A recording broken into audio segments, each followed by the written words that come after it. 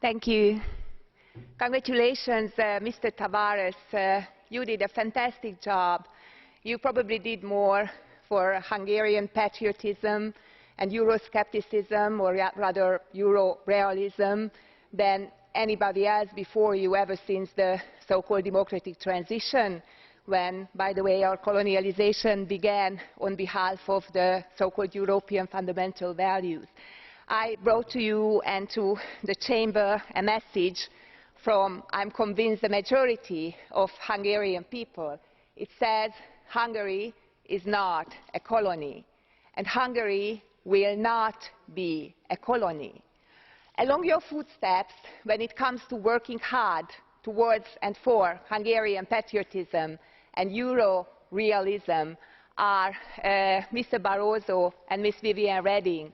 They just recently came back from the meeting of the Bilderberg Group, the secret meeting of leaders of banks, multinationals, corporations. They presumably got their instructions on the future of the European Union.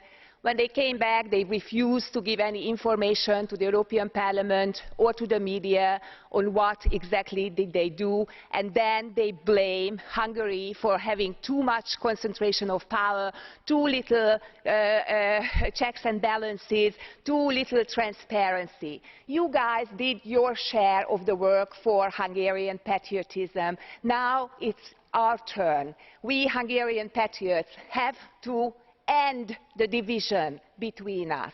We Hungarian patriots who are proud to be Hungarians, we have to unite, to get united. And united, we have to raise our heads and take our homeland back. Thank you very much for your attention. Thank you very much. As a criminal lawyer, I did a lot of research on domestic violence and partner abuse.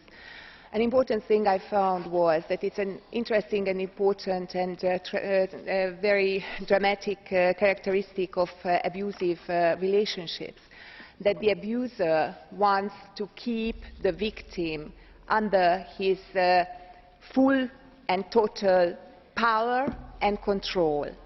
And what happens is that often the victim, in most cases the victim, thinks that she can change this with her behaviour.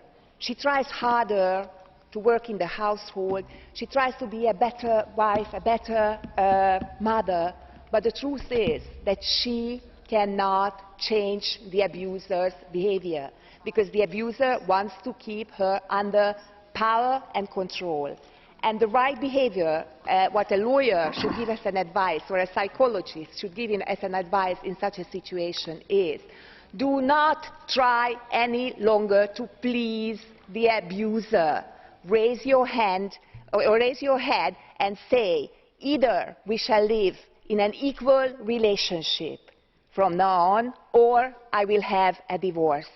Mr. Prime Minister Orbán, my advice to you is to tell the same to the European Union on behalf of the Hungarian people. Thank you very much.